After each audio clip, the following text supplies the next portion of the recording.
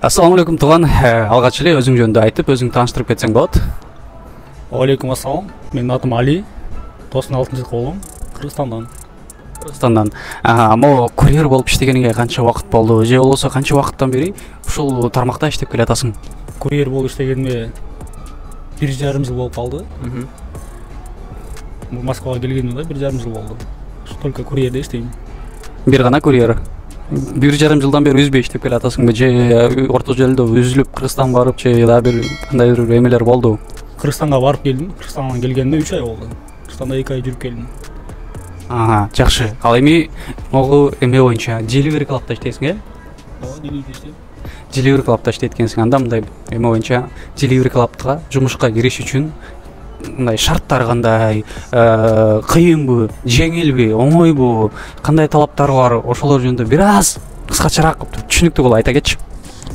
Delivery Club'га кириш үчүн биринчи очередде паспорт, регистрация, короче, документ полный керек. Метингешке полный документтер керек. Анан ошол Мневникиде офис бар. Офиске өздөрү чакырат, канчага, саат кайерге барыш керек. Анан офиске барып оформление алып келесиңер. Анан жумушка уже эртеси күнүнөн баштап уже жумушка чыгасыңар. Анда эч кандай кыйынчылыгы жок. Самый главный документтер таза болуш керек. Жана подделка дегендер болбойт. Өтпөй калат. Демек, мындай фальшивый жасаткандар базадан чыкпай калышы мүмкүн. Албетте базадан чыкпайт алар. Самый главный документ таза болуш керек. Анан орусчаны бир аз билиш керек болду. Башка эч кандай проблема жок. Демек орусчаны билген бул мындай компанияга жумушка орношуш үчүн шарт, же болбосо кандай? Орусча билүү өтө эле шарт эмес. Просто күнүмдүк турмушка мындай керектүү сөздөрдү билиш керек. Өтө эле баягы эчтекени билбей келсең эми Россияда жүрүш негизи эле кыйын го дейм. Ооба, негизи тил билген өзүңө да жакшы эмеспи? Керек болот көп жериндечи. Зыян эмес, сен кандай иштейсиң? Сен жөө иштейсиңби, машина мененби, велосипед мененби, кандай? Жумушка киргенде жөө пеший курьер болуп эле киресиң. Анан велосипедте доставка кыласың. Чарчабайсың велосипедте. И көбүрөөк заказ кыласың. Если жумушка кирип атканда, же эртең смена ачканда велокурьер десең, сага заказдарды бир аз алыс берип коет, кыйнап коет. Ошого как пеший курьер, велокурьерим доставляешь заказ. Жакшы. Жумуштун негизи эмеси кандай? Сен өзүңө график кандай? Бир жумада канча убакыт канча күн иштейсиң, же болбосо андай эмени придерживаться этпейсиңби? Графикти алар коюп беришеби, же болбосо сен өзүң график коесуңбу, кандай? Жакшы болду. Бул график боюнча смена негизи алар коет.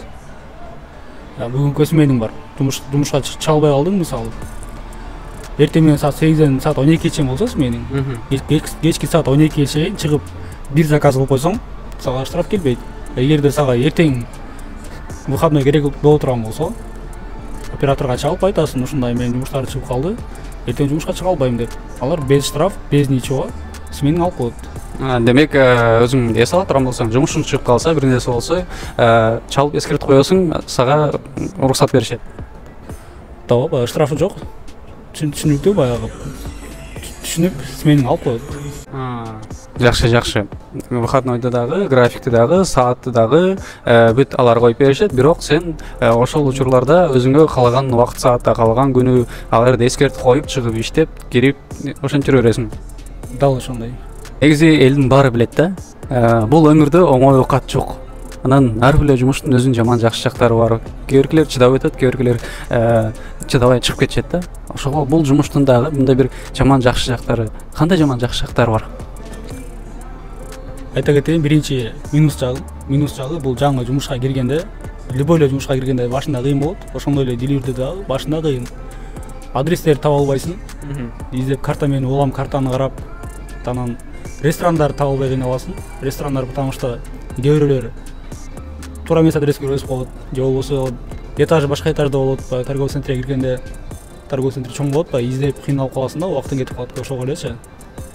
Анан ошол башка кыйынчылыгы жок. Башка кыйынчылыгы погодный условия. Жаанда бир аз кыйналасың, күн ысыганда кыйналасың, анан кышында суукта кыйналасың. Кандай жакшы жактары бар, мисалы? Жакшы жактары бул жерде сен үстүңөн эч ким начальство жок. Өзүң каалаганда жумушка чыгасың. Эгерде алар сага сменде 16 саат койсо, мисалы, обязательно сен чыгып 16 саат иштешиң керек деген жок. чыгып ошол күнү 10 саат же болбосо 8 саат, кааласаң 16 саат иштеп коесуң. Ошол жагы. Анан айлык жагынан бир айда 3 жолу айлык аласың. Задержка жок. Задержка жана суббота, воскресеньега туш келип кала турган болсо, понедельникке жылып калат. Демек бир айда 3 жолу айлык алынат. Бир айда 3 жолу картаңа айлык түшөт. 4-түндө, 14-түндө, 24-түндө. Ал жагынан мындай кечиктирме деген нерсе жок. Иштегенде 1,5 жыл болду. Жана кидайт этип, же болбосо задержка болуп атат, бир аз бүтө тургула деген сөз вообще болгон жок. Бардыгы өз убактысында так түшүп атат. Туура айтар, баары убагында так түшөт. Жумушка жаңы киргенде пеший деп кирем деп атпайсыңарбы? Анан сөзсүз велосипед алыш керек экен, анда кандай? Дагы сөзсүз велосипед алыш керек. Демек адамдын өзүнөн дагы зависит этет. Жанагы жөө иштегендер деле бар, бирок жөө иштеп көрдүм мен дагы. 3 күн иштедим жөө. Чарчап болбой калдым, чынын айтканда. Велосипед менен чарчабайсың. Анан көйрөк заказ кыласың. Ошол жагы велосипед менен плюс жагы ошол да великтин. Мен билишим боюнча, мен өзүм угуп жүрөм. Көптөгөн курьерлер мындай башында өзүнө велосипед алганга мүмкүнчүлүк болбой, арендага да алып кайтышат экен да, жери кач. Ошол жөнүндө кандай карайсың? Жакшы суроо болду. Ооба. Пешком жүргөнгө караганда велосипед менен жакшы, кыйналбайсың. Анан жаңы киргенде 25 миңге, 20 миңге велосипед алыштагы бир аз кыйын болуп калат ар бир адамга эле. Анан аренда деген бар азыр. Москвада айына 3,5 миң бересиң, өзү үйүңө алып келип берет велосипедти. Бир ай төйсүң. Бир айда 3,5 миң. Мен ойлойм, жакшы эле го деп. Бир айда 3,5 миң берип коюп, алардын велосипеди менен жумушун кылып жүрө бересиң. Ооба. Бузулуп калса өздөрү жаңы алып келип берет, кайра 500 сомго доставкасы. Ондотон велосипедин ондотуш керек. Бузулуп калды деп ойлобойсуң. Бузулуп калды, чаласың, алып келип берет жаңы велосипед. 500. Демек, мындай жаңыдан жумушка кирип аткандарга лайфхак турбайбы?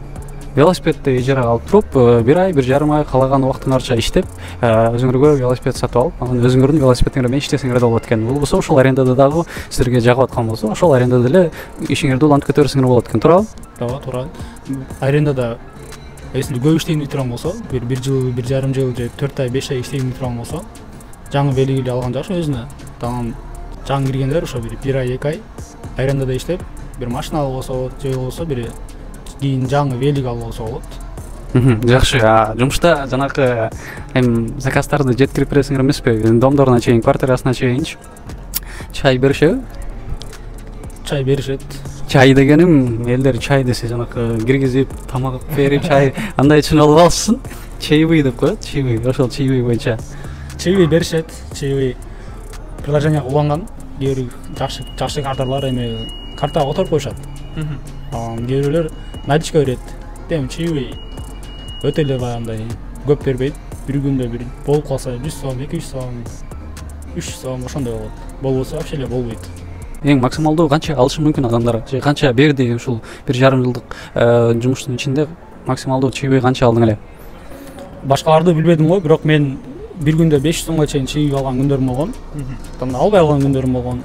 Самый главный заказдарды кечиктирбей, муздатпай, жакшы алып төкпөй, чачпай алып барып берсең, бере турган адам ошо 100 сом, 200 сом берет да.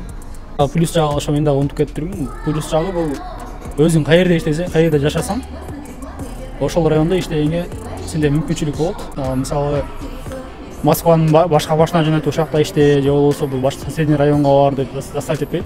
Ошо кайда заказ көп болсо, же болбосо кайда жашасаң, ошол жерде, ошол райондо иштесең болот. Жакшы, жакшы. Анан дагы бир нюанстардын бири, бул жумуш негизи кандай? Сезондуу жумушпу, же болбосо бул жыл 12 ай кете бере турган жумушпу, кандай? Бул жумуш негизи сезонный жумуш. Сентябрдан башталат заказ. Башталып, кышында өтө көп болот заказдар. Заказ жазында азайып, анан жайында вообще эле заказ жок болот. Заказ вообще жок болот дегенде деле бир күндө 2 миң чыгарсаң болот. 12 саатта, 16 саатта 2 миң чыгарсаң болот.